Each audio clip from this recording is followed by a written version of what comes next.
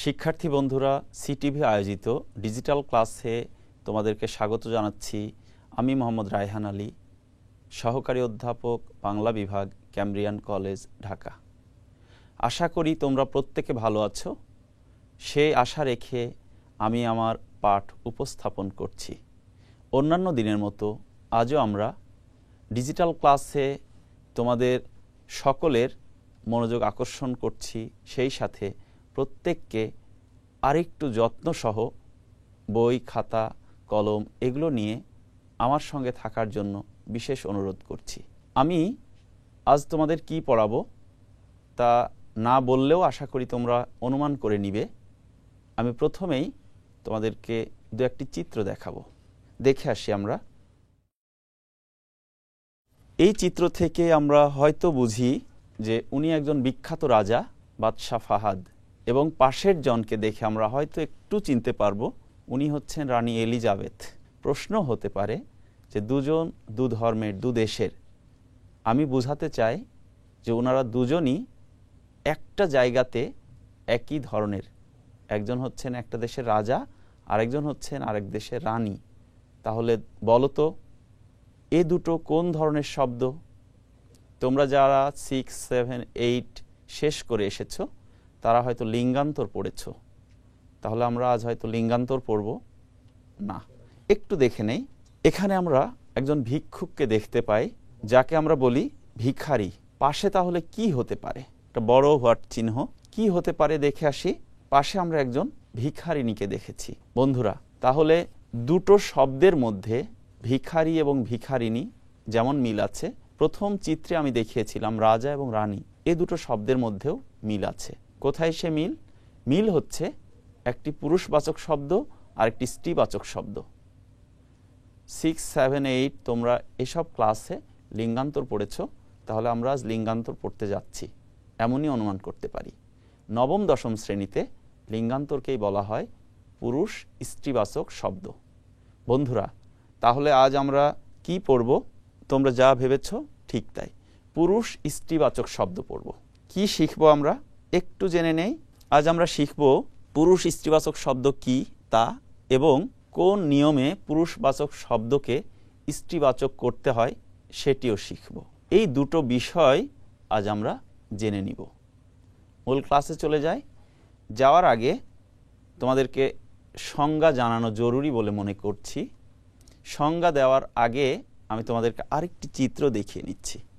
এই চিত্র থেকে তোমরা হয়তো বুঝতে পেরেছো একটা মুরগি আর একটা মোরগ, দুটো পাখি জাতীয় প্রাণী এখানে পাশাপাশি অবস্থিত বা পাশাপাশি তারা আছে।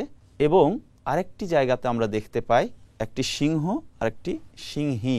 এটাও পুরুষ বা স্ত্রীবাচক দুটো প্রাণী। আরেকটি চিত্র আমরা দেখে নেব। একটি হচ্ছে ময়ূর, আরেকটি হচ্ছে ময়ূরী। বন্ধুরা, তিনটি চিত্র দেখিয়েছি আমি, 3 জোড়া চিত্র। এই 3 জোড়া চিত্র থেকে আমরা একই রকমের কথা পেয়েছি। তিনটি প্রাণী, একজন পুরুষ একজন স্ত্রী। তাহলে আমরা সংজ্ঞা কি পেতে পারি? সংজ্ঞাটা দেখে আসি। বাংলা ভাষায় বহু বিশেষ্য পদ আছে যাদের কোনোটিতে পুরুষ এবং কোনোটিতে স্ত্রী বোঝায়। যে শব্দে পুরুষ বোঝায় তাকে পুরুষবাচক, আর যে শব্দে স্ত্রী বোঝায় তাকে স্ত্রীবাচক শব্দ বলে। যেমন বাবা মা, ভাই বোন, ছেলে মেয়ে, আরও অনেক উদাহরণ আমরা এখান থেকে জেনে নিতে পারি। তোমাদেরকে আবার আমি স্মরণ করিয়ে দিচ্ছি, লিঙ্গান্তর পড়তে গিয়ে আমরা যে ধরনের শব্দ পেয়েছি এখানেও আমরা সেই ধরনের শব্দ পাব। বন্ধুরা, তাহলে সংজ্ঞাটা আমরা পেয়েছি, এখন আমরা প্রকারভেদটা জেনে নেব। বাংলায় পুরুষ ও স্ত্রীবাচক শব্দ মূলত 2 প্রকার। পুরুষ এবং স্ত্রীবাচক শব্দকে দুভাগে ভাগ করা হয়েছে, পতি এবং পত্নীবাচক অর্থে। যেমন বাবা মা, ভাই ভাবি, দাদা দাদি, এগুলো প্রত্যেকের সাথে প্রত্যেকের সম্পর্ক স্বামী স্ত্রী। পতি অর্থাৎ স্বামী, পত্নী স্ত্রী। তাহলে এই দুটো পতি পত্নী বা স্বামী স্ত্রী সম্পর্ক বোধক একটি ভাগ। আর দ্বিতীয় যে ভাগ পুরুষ ও মেয়ে বা স্ত্রীবাচক অর্থে, এইখানে স্বামী স্ত্রী হবে এমনটি নয়, এখানে পুরুষবাচক হবে এবং স্ত্রীবাচক হবে। স্বামী স্ত্রী হতেই হবে এমনটি নয়। সে উদাহরণগুলো হচ্ছে বালক বালিকা, বালক হচ্ছে পুরুষ জাতীয় আর বালিকা হচ্ছে নারী জাতীয় বা স্ত্রী জাতীয়। মোরগ মুরগি একটি স্ত্রী জাতীয়, একটি পুরুষ জাতীয়। পাগল পাগলি একটি পুরুষ জাতীয় আর একটি স্ত্রী জাতীয়। বন্ধুরা, আবারও আমি স্মরণ করিয়ে দিচ্ছি, বাংলায় পুরুষ এবং স্ত্রীবাচক শব্দকে দুই ভাগে ভাগ করা হয়েছে। একটি হচ্ছে পত্নী এবং পতি অর্থে, আরেকটি হচ্ছে পুরুষ বা স্ত্রী অর্থে। তোমাদেরকে একটু পেছনে নিয়ে যাচ্ছে আমি।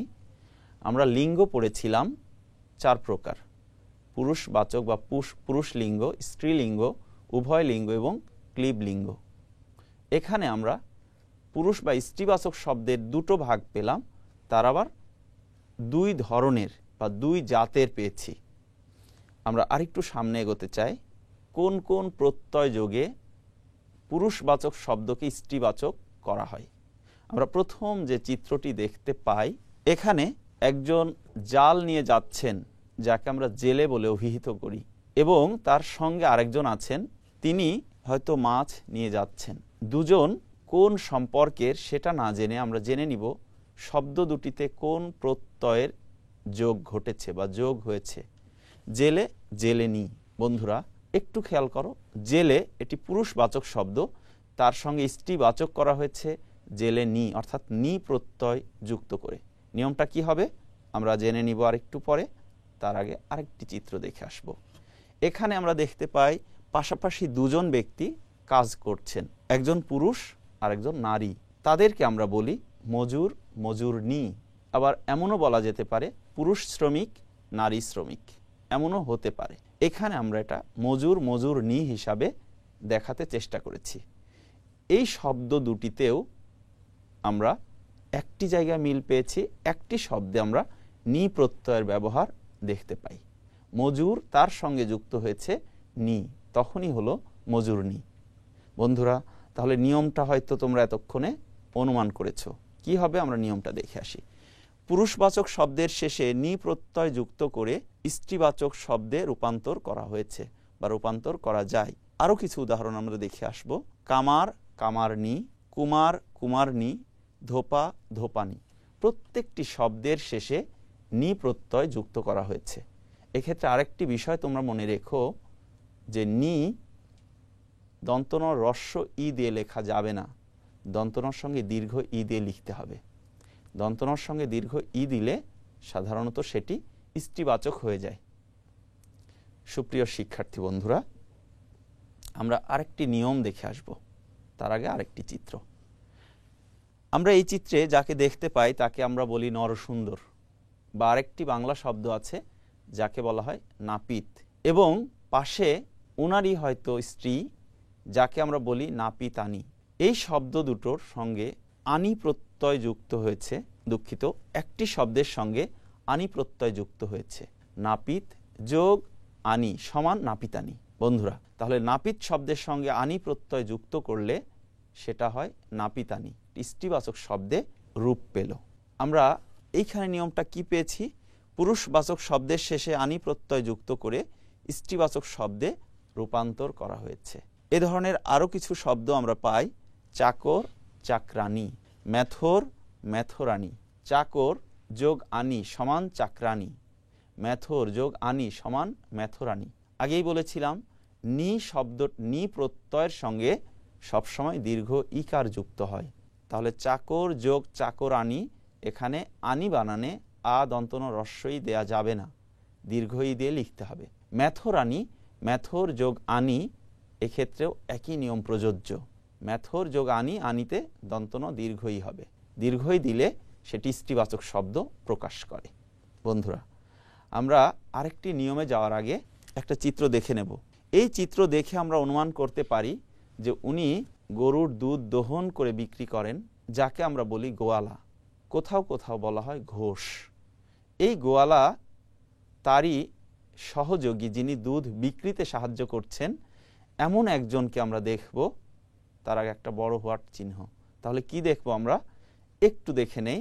তারই সহযোগী যারা দুধ বিক্রি করেন তাদেরকে বলা হয় গোয়ালিনী।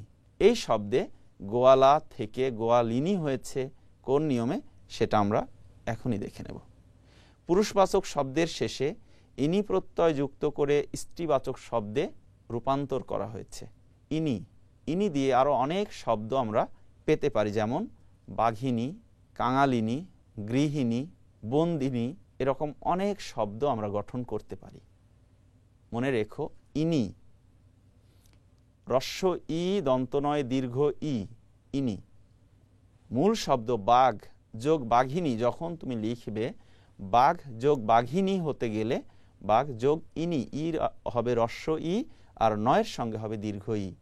সেই কারণে বাঘিনীতে ঘর সঙ্গে একটা হ্রস্ব ইকার হবে এবং নয়ের সঙ্গে একটি দীর্ঘ ইকার হবে। একইভাবে যদি বলা হয় নাগিনী, নাগ যোগ ইনি, নাগিনী। নাগ, ওর সঙ্গে ইনি হবে হ্রস্ব ই, নাগি, গয় হ্রস্ব ই, নাগি, এবং নি হবে দন্তনয় দীর্ঘ ই। বন্ধুরা, এই বানানগুলো খুব সূক্ষ্মভাবে তোমাদেরকে মনে রাখতে হবে। ইনি আছে বিধায় গয়ের সঙ্গে হ্রস্ব ই হয়েছে, নাগিনী। বন্দিনী, এখানেও দয়ের সঙ্গে একটি হ্রস্ব ইকার হবে আর নয়ের সঙ্গে হবে দীর্ঘ ইকার। সুপ্রিয় শিক্ষার্থী বন্ধুরা, আমরা এই প্রাণীকে হয়তো সবাই খুব ভালো মতো চিনি। পার্থক্যটা বোঝার জন্য তোমাদেরকে একটুখানি বলে দিচ্ছি আমি। দুটো চিত্র দেখে অনুমান করতে হবে যে কোনটি পুরুষ এবং কোনটি স্ত্রী। এখানে পুরুষবাচক শব্দ বলতে আমরা বুঝেছি বিড়াল, আর স্ত্রীবাচক শব্দ বলতে আমরা বুঝেছি মেনি বিড়াল। পুরুষ বিড়ালটিকে বলা হয় হুলো বিড়াল, আর স্ত্রীবাচক শব্দে বিড়ালকে বলা হয় মেনি বিড়াল। এই দুটো প্রাণীর মধ্যে বোঝার উপায় হচ্ছে, যেমন বাঘ বাঘিনী, সিংহ সিংহী, ময়ূর ময়ূরী, এই প্রত্যেকটা প্রাণী চেনার জন্য কোনটি স্ত্রীবাচক একটা একটা সিম্বল আছে, লক্ষণ আছে। বাঘ যেটা, সেটার তুলনায় বাঘিনী একটু দুর্বল প্রকৃতির বা একটু ক্ষীণ প্রকৃতির। ময়ূর ময়ূরী, ময়ূরের সুন্দর পেখম থাকে, ময়ূরীর থাকে না। সিংহ, তার কেশর থাকে, সিংহীর কেশর থাকে না। এই রকমের কিছু সূক্ষ্ম পার্থক্য যা আমরা সময় বুঝে তোমাদেরকে আরেকটু বোঝানোর চেষ্টা করব। বন্ধুরা, আমরা এই নিয়মটা দেখে আসি। কতকগুলো পুরুষবাচক শব্দের আগে নর, মদ্দা এবং স্ত্রীবাচক শব্দের সঙ্গে স্ত্রী, মাদি অথবা মাদা এগুলো যোগ করে পুরুষ ও স্ত্রীবাচক শব্দ করতে হয়। যেমন উদাহরণ দেওয়া হয়েছে এখানে, পুরুষ লোক, স্ত্রী লোক, এড়ে বাছুর, বকনা বাছুর, পুলিশ, মহিলা পুলিশ। এই ধরনের বেশ কিছু শব্দ আছে যেগুলো মূল শব্দকে ঠিক রেখে তার আগে নতুন আরেকটি শব্দ আনতে হয় বা বসাতে হয়, তাহলেই সেটি স্ত্রীবাচক শব্দে রূপ পায়। বন্ধুরা, আমরা আরেকটি চিত্র দেখে নেব, যেটা আমি একটু আগেই বলেছিলাম, পুলিশ, মহিলা পুলিশ। দুটো চিত্র পাশাপাশি, এক পাশে পুলিশ আর এক পাশে মহিলা পুলিশ। এখানে মূল শব্দকে ঠিক রেখে তার আগে স্ত্রীবাচক শব্দ বসিয়ে করা হয়েছে স্ত্রীবাচক শব্দ। নিয়মটা জেনে নিব আমরা। কতকগুলো পুরুষবাচক শব্দের আগে স্ত্রীবাচক শব্দ যোগ করে স্ত্রীবাচক শব্দ গঠন করা হয়। যেমন শিল্পী, মহিলা শিল্পী, কবি, মহিলা কবি, সৈন্য, নারী সৈন্য, ডাক্তার, মহিলা ডাক্তার। এইভাবে আমরা শব্দগুলোকে স্ত্রীবাচক করতে পারবো বা পুরুষ থেকে স্ত্রীবাচক করা যাবে। বন্ধুরা, আমরা এতক্ষণ ছিলাম বাংলা স্ত্রী প্রত্যয়ে, এখন আমরা জেনে নিব সংস্কৃত স্ত্রী প্রত্যয়। দেখে নেব আমরা। এই চিত্রে দুইজন মানুষকে আমরা দেখতে পাই, দুজনই বয়োজ্যেষ্ঠ বা বয়সে প্রবীণ। একজনকে বলা হয় বৃদ্ধ, আরেকজনকে বলা হয় বৃদ্ধা। খেয়াল করো, মূল শব্দ বৃদ্ধ এবং তার সঙ্গে আ প্রত্যয় যুক্ত হয়েছে। তাহলে নিয়মটা কি হতে পারে? আ প্রত্যয় যুক্ত করে স্ত্রীবাচক শব্দে রূপান্তর করা হয়েছে। এ ধরনের আরও কিছু উদাহরণ আমরা জেনে নিই। বিবাহিত, বিবাহিতা, মৃত, মৃতা, কোকিল, কোকিলা, অজ, অজা। এই ধরনের শব্দগুলো সব সময়ই আকার যুক্ত করে স্ত্রীবাচক করতে হয়। বন্ধুরা, আমরা আরেকটি নিয়ম দেখে আসব, তার আগে একটি নাচ দেখে ফেলি। কেমন হবে? নাচটা দেখলে হয়তো ভালোই লাগবে তোমাদের। তোমরা আমার সঙ্গে থাকবে এবং আরও বেশি মনোযোগী হবে। বাংলাদেশের বিখ্যাত দুজন নৃত্যশিল্পী, হয়তো তোমরা চিনতে পারবে ওনাদেরকে। ওনারা নাচ করেন, যাদেরকে বলা হয় নর্তক নর্তকী। আরেকটি চিত্র আমরা দেখে নেব। এখানে একটি ছেলেকে দেখতে পাই যাকে বলা হয় বালক, এবং আরেকটি চিত্র দেখে নিলেই আমরা পাবো একজন বালিকা। আরেকটি চিত্র দেখে নেব আমরা। এই চিত্র থেকে আমরা যেটা বুঝতে পেরেছি সেটা হচ্ছে মূল শব্দ নর্তক থেকে নর্তকী, বালক থেকে বালিকা, এই শব্দগুলোর সঙ্গে অক প্রত্যয় যুক্ত হয়েছে, পুরুষবাচক শব্দের সঙ্গে অক প্রত্যয় যুক্ত হয়েছে। যখনই এই শব্দটিকে স্ত্রীবাচক করা হবে তখন সেখানে ইকা অথবা দীর্ঘ ই প্রত্যয় যোগ করা যেতে পারে। যেমন নর্তক থেকে করা হয়েছে নর্তকী, দীর্ঘ ই প্রত্যয়। আবার যখন বলা হচ্ছে বালক থেকে বালিকা, তখন ইকা প্রত্যয় যুক্ত করা হচ্ছে। গায়ক থেকে গায়িকা, এই শব্দগুলোতে অক থাকলে দীর্ঘ ই অথবা ইকা প্রত্যয় যোগ করতে হবে। বন্ধুরা, তোমাদেরকে এই ক্ষেত্রে আরেকটি ছোট্ট কথা আমি বলে রাখি। তোমরা যখন মাধ্যমিকের চূড়ান্ত পরীক্ষায় অংশ নিবে, অর্থাৎ এসএসসি পরীক্ষায় যখন তোমরা অংশ নিবে, তখন তোমাদের বহু নির্বাচনী প্রশ্নে এমন থাকতে পারে যে নাটক থেকে নাটিকা, এটি কি অর্থে হয়েছে। এই ক্ষেত্রে মনে রেখো, নাটক অক যুক্ত একটি পুরুষবাচক শব্দ এখানে বলা যাবে না। নাটক থেকে নাটিকা এই শব্দটিকে ক্ষুদ্রার্থে বোঝানো হয়েছে। নাটক নাটিকা, পুস্তক পুস্তিকা, কথা কথিকা, এই অর্থগুলো ভিন্ন। নাটক হচ্ছে 5 অঙ্ক বিশিষ্ট, আর নাটিকা যেটাকে এক অঙ্ক দিয়ে তৈরি করা হয়, এর আরেক নাম হচ্ছে একাঙ্কিকা। সেই ক্ষেত্রে উত্তরটি হবে এমন যেটি ক্ষুদ্র অর্থে। পুস্তক থেকে পুস্তিকা, এগুলো ক্ষুদ্র অর্থে প্রকাশ ঘটেছে। এখানে স্ত্রী বা পুরুষ বাচকতা বোঝায়নি, যে কারণে আমি তোমাদেরকে আলাদা করে একটু বলে দিলাম। বন্ধুরা, আমরা এতক্ষণ পুরুষ এবং স্ত্রীবাচক শব্দ নিয়ে আলোচনা করেছি, যাকে লিঙ্গের মধ্যে বলা হয় পুরুষ লিঙ্গ এবং স্ত্রীলিঙ্গ। এখন আসবো আমরা একটু ভিন্ন ধরনের আলোচনায়। সে ভিন্ন ধরনের আলোচনা হচ্ছে, কিছু শব্দ আছে যা সবসময় স্ত্রীবাচক বোঝায়, আবার কিছু শব্দ আছে যা সবসময় পুরুষবাচক বোঝায়, আর কিছু আছে যা উভয়কেই নির্দেশ করে, পুরুষও হতে পারে স্ত্রীও হতে পারে। একটু দেখে আসি আমরা। নিত্য স্ত্রীবাচক শব্দ, এই শব্দগুলো দিয়ে কখনোই কোনো পুরুষকে নির্দেশ করবে না। সতীন সবসময় নারীকে বা স্ত্রীকে নির্দেশ করবে। বিধবা সবসময় স্ত্রীকে নির্দেশ করবে। সধবা সবসময় স্ত্রীকে নির্দেশ করবে। কুলোটা সবসময় স্ত্রীকে নির্দেশ করবে। এই ধরনের আরও কিছু শব্দ আমরা জানি, যেমন অরক্ষণীয়া, এটিও নিত্য স্ত্রীবাচক একটি শব্দ। এবার আমরা একটি চিত্র দেখে নেব। চিত্র থেকে তোমরা বলবে যে এটি কোন ধরনের শব্দ হতে পারে। এই চিত্রে যাকে আমরা দেখতে পাই তিনি একজন চিকিৎসক। গ্রামগঞ্জে এরকমের হাজারো চিকিৎসক আছেন যাদেরকে আমরা বলি কবিরাজ। নিচে একটু লেখাও আছে যে কবিরাজ সিরাজ। মনে রাখো যে কবিরাজ কখনোই মহিলা কবিরাজ হবে না। কবিরাজ বলতে আমরা সব সময় জেনে রাখবো যে সব সময় এটা হবে পুরুষবাচক শব্দ। এবং আরেকটি চিত্র দেখে নেই, যিনি একটি ঢোল হাতে দাঁড়িয়ে আছেন, যাকে কোথাও কোথাও বলা হয় ঢুলি বা ঢোলক। এটার আরেকটি বাংলা হচ্ছে ঢাকি। এই শব্দটিও সব সময় পুরুষকে নির্দেশ করে। তাহলে এটা কি শব্দ হতে পারে বন্ধুরা? নিত্য পুরুষবাচক শব্দ। মনে রাখো যে এগুলো হচ্ছে নিত্য পুরুষবাচক শব্দ।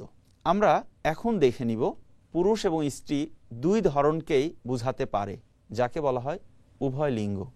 সেই উভয় লিঙ্গ শিশু এবং পাখি। শিশু বললে সেটি মেয়ে শিশুকেও বোঝাতে পারে, ছেলে শিশুকেও বোঝাতে পারে। এই ক্ষেত্রে পুরুষ বা স্ত্রীর কোনো ভেদাভেদ থাকবে না।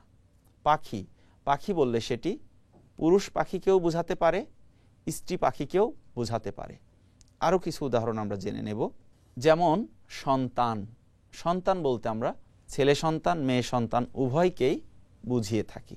শিক্ষিত, শিক্ষিত বলতে পুরুষ মানুষকেও বোঝানো হয়, মেয়ে মানুষকেও বোঝানো হয়। গুরু, যদিও গুরু শব্দের স্ত্রীবাচক করা যায় গুরু গুরবি, এটি স্ত্রীবাচক শব্দ, তবে এটাকে উভয় দিকেও বা উভয় লিঙ্গেও ধরা হয়ে থাকে। গুরু বলতে আমরা পুরুষ গুরুকেও বুঝি, মহিলা গুরুকেও বুঝি। বন্ধুরা, আলোচনা করলাম অনেকক্ষণ, তোমরা হয়তো নিজেকে মূল্যায়ন করনি এতক্ষণে। আমি তোমাদেরকে একটু মূল্যায়ন করে নিচ্ছি। আমার মূল্যায়নটা একটু ভিন্নধর্মী হবে। চিত্র দেখে তুমি বলো এই পাখিটি বা এই পশুটি কোন ধরনের, পুরুষ নাকি স্ত্রী। আমি একটু ক্যাপশনটা দেখিয়ে দিচ্ছি। মুরগি, মুরগি বলতে আমরা স্ত্রীবাচককেই বুঝাই। পাশে একটি হোয়াট চিহ্ন, কি হবে? আমরা আরেকটি চিত্র দেখে ফেলবো। মোরগ, মুরগি পাশাপাশি আছে, মোরগ এবং মুরগি। এই দুটো চিত্র থেকে আমরা বুঝে নিচ্ছি যে এটি একটি স্ত্রীবাচক এবং পুরুষবাচক শব্দ। এইবার জেনে নিব কিছু শব্দ থেকে কিভাবে আমি পুরুষ বের করব বা পুরুষ জাতীয় শব্দ নির্ণয় করব। নর স্ত্রীবাচক শব্দ হবে নারী, তাহলে নর এটি পুরুষবাচক শব্দ। সতীন এটি কোন ধরনের শব্দ? বন্ধুরা, একটু তোমরা পেছনের দিকে স্মরণ করলেই হয়তো পেয়ে যাবে। সতীন এটি দিয়ে সাধারণত বোঝানো হয় নারীকে এবং সব সময় এটি নারীকে বোঝায়। তাহলে এটা সব সময় মানে নিত্য স্ত্রীবাচক শব্দের অন্তর্ভুক্ত। মেধাবিনী, তোমাদেরকে আমি একটি ছোট্ট সূত্র বলেছিলাম, মনে আছে কি? ইনি, যদি কোনো শব্দের শেষে ইনি প্রত্যয় যুক্ত হয় তাহলে সেটি স্ত্রীবাচক হয়ে যায়। তাহলে মেধাবিনী শেষে ইনি আছে, যে কারণে এটি স্ত্রীবাচক শব্দ, তাহলে এটার পুরুষবাচক হবে মেধাবী। এরপরে আছে শ্রীমান, শ্রীমান অর্থাৎ সুন্দর, এটার স্ত্রীবাচক শব্দ হবে শ্রীমতী, তাহলে এটি আরেকটি পুরুষবাচক শব্দ। কর্তা, বাড়ির কর্তা আর বাড়ির গিন্নি, তোমরা কখনো কখনো এই ধরনের শব্দ শুনে থাকবে। এই বাড়ির কর্তা আমি, হয়তো তোমার বাবা এভাবেই বলবেন এই বাড়ির কর্তা আমি, আর তোমার মা হয়তো বলবেন এই বাড়ির গিন্নি আমি। তাহলে বলো কোন ধরনের শব্দ আমি এখানে দিয়েছি? কর্তা পুরুষবাচক, স্ত্রীবাচক হবে গিন্নি। বন্ধুরা, নর্তক, আমি তোমাদেরকে একটি চিত্র দেখিয়েছিলাম বাংলাদেশের বিখ্যাত একজন নৃত্যশিল্পী, সে নর্তক, আর স্ত্রীবাচক হবে নর্তকী। পাশে আরেকটি শব্দ বালিকা, বালিকা শব্দটি হয়তো খুব সহজে তোমরা নির্ণয় করতে পারবে, পুরুষবাচক শব্দ হবে বালক। আমরা আরেকটি চিত্র দেখে নেব। এই চিত্র দেখে বলতে হবে যে এই শব্দ দুটো কোন জাতীয়। প্রথম চিত্রে আমরা দেখতে পাই এটি একটি ময়ূরী। আমি আগেই বলেছিলাম যে ময়ূরী বোঝার উপায় যার পেখম থাকবে না।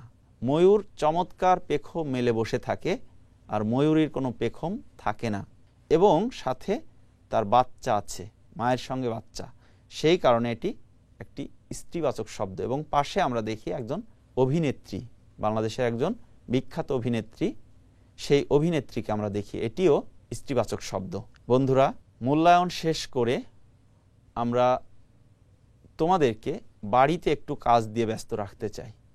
তোমরা প্রত্যেকেই বাসায় পড়াশুনো করো, সেই সাথে আমি আরেকটি ছোট্ট বাড়ির কাজ দিয়ে দিব, তোমরা একটু লিখে নিবে খাতা কলমে। তোমার দেখা কিছু পশু পাখির নাম প্রথমে লিখবে এবং সেই পশু পাখি এগুলোর স্ত্রী এবং পুরুষবাচক শব্দগুলো পাশাপাশি লিখবে। এটিই তোমাদের আজকের বাড়ির কাজ।